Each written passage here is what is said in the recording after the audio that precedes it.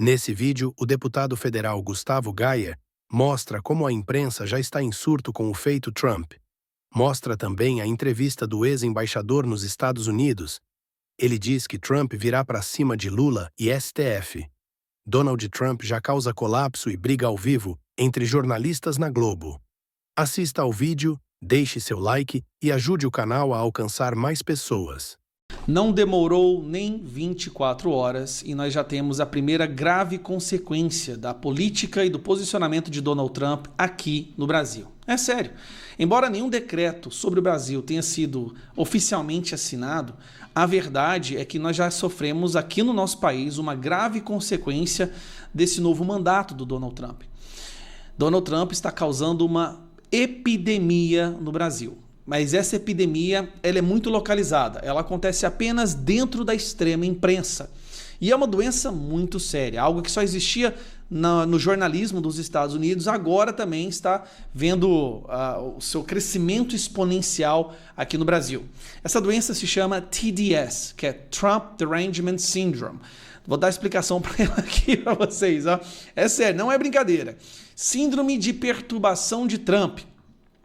É um termo pejorativo, geralmente para críticas ou reações negativas ao presidente Donald Trump, que são percebidas como irracionais e têm pouca consideração pelas posições políticas reais de Trump ou ações empreendidas por sua administração. O termo tem sido usado principalmente por apoiadores de Trump para desacreditar as críticas a ele, como uma forma de reformular a discussão, sugerindo que seus oponentes são incapazes de perceber o mundo com precisão. Alguns jornalistas têm usado o termo para pedir moderação ao julgar as declarações de ação de Trump. Apesar do uso de termos síndrome sugerir uma condição médica, esse não é um diagnóstico médico oficial. É sim, é o diagnóstico médico oficial do povo que fica histérico.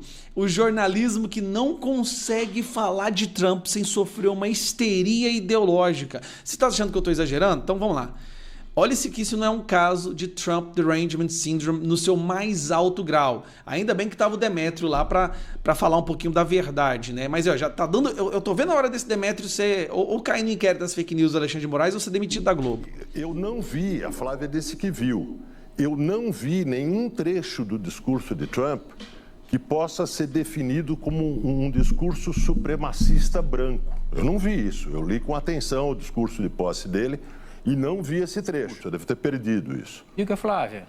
Só perdeu se não compreendeu o sentido do texto. Ou seja, ela acabou de chamar o Demétrio de burro. Se perdeu porque não compreendeu. Mas vamos lá, qual que é? Agora vocês vão ver um claro exemplo de Trump Derangement Syndrome, ou síndrome de perturbação de Trump. O Demétrio, me parece bastante clara a indicação supremacista. Afinal de contas, quem se beneficia das políticas de diversidade, se não os negros, se não as mulheres, se não os indígenas ou descendentes dos povos originários, se não os hispânicos ou latinos, como o Guga mencionou? Só um detalhe aqui, tá? Trump colocou um número recorde de mulheres no governo, na administração, e a maioria dos latinos votaram no Trump. Só para ficar bem claro aqui, tá? Se não, por exemplo, homens e mulheres...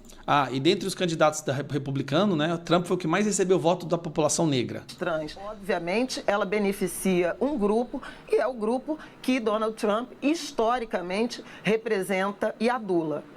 Engraçado, foram os pobres que votaram no Trump, você sabia disso? Os ricos votaram na Kamala Harris, os pobres votaram no Trump. Inclusive, ganhou o voto das mulheres. Dos homens brancos héteros. Pode falar, Demétrio. Aí eu discordo completamente de você, Flávia, porque a conclusão disso que você falou é que qualquer liderança política que seja contra políticas identitárias será um supremacista branco. É complicado isso.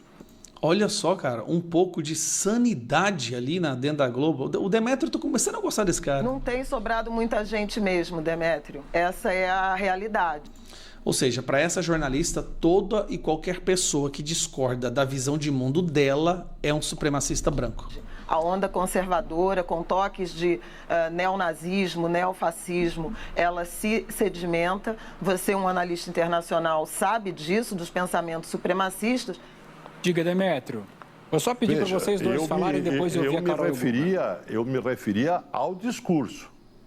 Que existem grupos supremacistas nos Estados Unidos e que eles adoram Donald Trump, isso é coisa que nós sabemos no primeiro mandato inteiro. Só um detalhe, o KKK, Ku Klux Klan, foi criado pelo Partido de Esquerda americano, tá? Só para ficar bem claro, a esquerda americana foi contra o fim da escravidão, o Partido dos Democratas.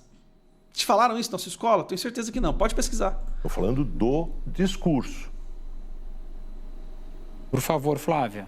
Continuo dizendo que sim, eu mantenho minha posição. Eu acho que a interpretação é permitida e foi a interpretação que fiz, que difere da do Demétrio, sem problema nenhum, mas eu discordo.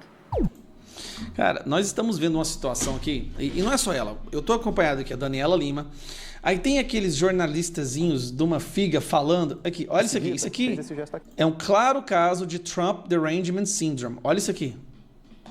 Colocou a mão sobre o peito, esticou o braço com a palma da mão para baixo. Tá? E esse é um aceno semelhante à saudação de Adolf Hitler. Olha que loucura, gente. Olha, na Globo também. Isso aqui já foi desmentido em todas as fontes do mundo, e até jornalista de esquerda que tem o mínimo de senso está desmentindo. O que ele estava falando, eu dou o meu coração para vocês, eu dou o meu coração para vocês. Nessa fala, eu dou o meu coração para vocês, ele estava gesticulando o fato de dar o coração para o povo, como uma amostra de gratidão. E olha o que o jornalismo da Globo fala. Gente, isso aqui é o cúmulo. Musk repetiu o gesto com o braço um pouco mais baixo. Disse que o coração dele está com a plateia e que, graças a eles, o futuro da civilização estava garantido.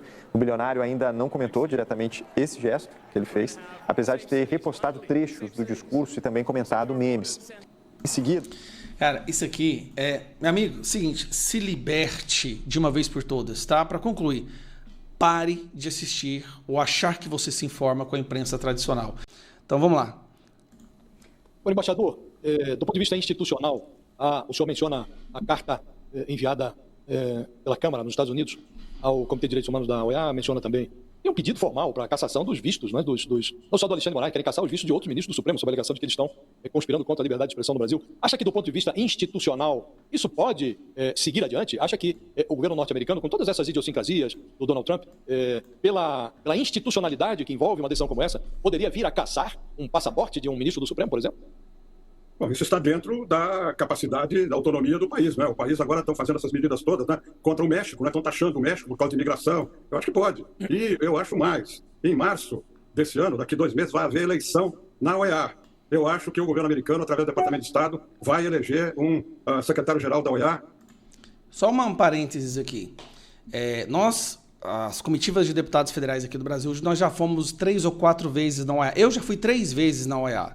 Nós somos sempre completamente ignorados, mesmo apresentando todas as provas, os crimes contra direitos humanos, nós somos completamente ignorados porque ele foi aparelhado pela esquerda. Só que agora as coisas vão mudar. Conservador, que siga as orientações, as políticas do Departamento de Estado, e isso vai ter implicação sobre os governos de esquerda aqui na região. Eu acho que, por isso que eu digo, esse momento que nós estamos vivendo, talvez seja o momento mais delicado da política externa brasileira nesse governo atual, e há muito tempo, porque nós vamos precisar de atitudes profissionais do Itamaraty, não respostas ideológicas e respostas partidárias. A situação é muito complicada, afeta a todo mundo, e o Brasil terá muito a perder se abrir um flanco, né, de oposição ao governo americano. Vamos ver o que vai acontecer nos Estados Unidos lá. Eu não estou notando agora nenhum esforço de aproximação. Quer dizer, eu não sei, vocês devem ter visto alguma referência, eu não vi nenhuma referência.